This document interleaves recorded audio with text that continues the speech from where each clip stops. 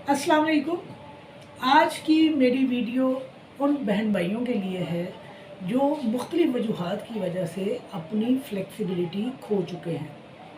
जैसे कि उम्र ज़्यादा होने की वजह से, वज़न ज़्यादा होने की वजह से, कमर की किसी तकलीफ़ की वजह से, घुटनों की प्रॉब्लम की वजह से। तो आज मैं आपको एक सादा और आसान तरीका बता रही हूँ, जिसकी वजह से ना सिर्फ़ आप अपनी फ्लेक्सिबिलिटी हासिल कर जाएँगे, आप बैठने के काबिल हो जाएँगे, आप चौकड़ी मारकर बैठने के काबिल हो जाएँगे, आहिस्ता-आहिस्ता आप दो जानू बैठने लगेंगे और आप आम लोगों की तरह नमाज़ पढ़ने लगेंगे।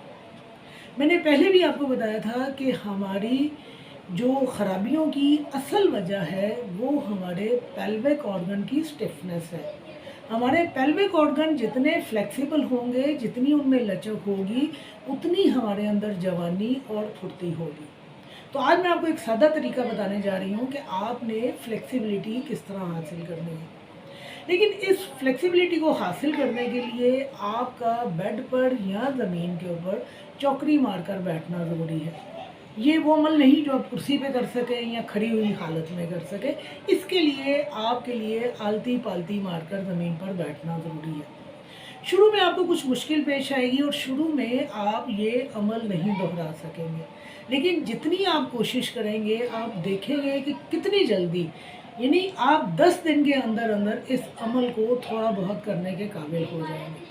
करना क्या है कि आप चौकड़ी मार के, जिस तरह भी आपसे चौकड़ी मारी जाती है, आप चौकड़ी मार के बेड के ऊपर या ज़मीन के ऊपर बैठ जाइए। योगा का आसन आपने इख्तियार नहीं करना।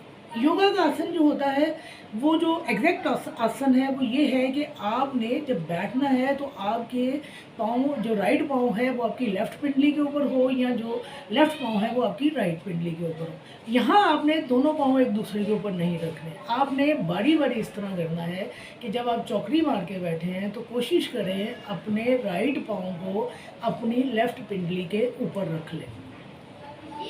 10 सेकंड के लिए बेशक बैठिए, लेकिन इस अमल को दोहराइए। 10 सेकंड के बाद आप पाँव बदल लीजिए। यानी पहले आपने राइट पाँव ऊपर रखा था, फिर आप लेफ़्ट पाँव को राइट पिंडली के ऊपर रखिए और आप 10 सेकंड के लिए बैठ जाइए। 10 सेकंड के बाद ब्रेक ले लीजिए।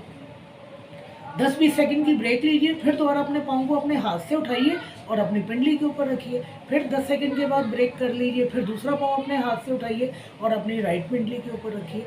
ये अमल कम से कम आपने 5 मिनट करना है और इब्तिदा जो है आपने दिन में 1 मरतबा से करनी है। इस अमल करने को फ़ायदा ये होगा कि आपकी कमर का दर्द ख़त्म होना शुरू हो जाएगा। आपके थाइज़ में जो खिंचाव आया हुआ है, वो खिंचाव ख़त्म होना शुरू हो जाएगा। आपकी पिंडलियाँ जो हैं, जो थकी हुई रहती हैं, नरम होना शुरू हो जाएगी। आपके पेल्विक ऑर्गन जो किसी वजह से फ्लेक्सिबल नहीं है, उनमें स्टिफनेस बहुत पाई जाती है, वो फ्लेक्सिबल होना शुरू हो जाएँगे। हमेशा की तरह मैं कहूँगी कि किसी भी अमल से फ़ायदा उठाना हो तो उसमें लगन और तसलसल का होना ज़रूरी है।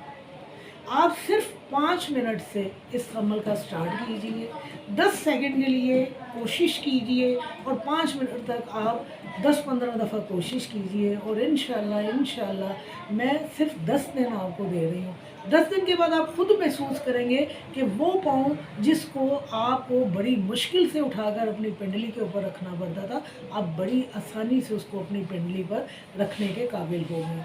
जब आप तसलसल के साथ ये अमल करेंगे तो फिर आप देखेंगे कि एक वक्त आएगा कि आपका राइट पैर जो पाँव जो है वो आपकी लेफ़्ट पिंडली के ऊपर और लेफ़्ट पाँव जो है राइट पिंडली पे होगा और आहिस्ता आहिस्ता आपके जिस्म के अंदर इतनी फ्लेक्सिबिलिटी आएगी पेल्विक ऑर्गन के हवाले से कि आप योगा का आसन ले लेंगे।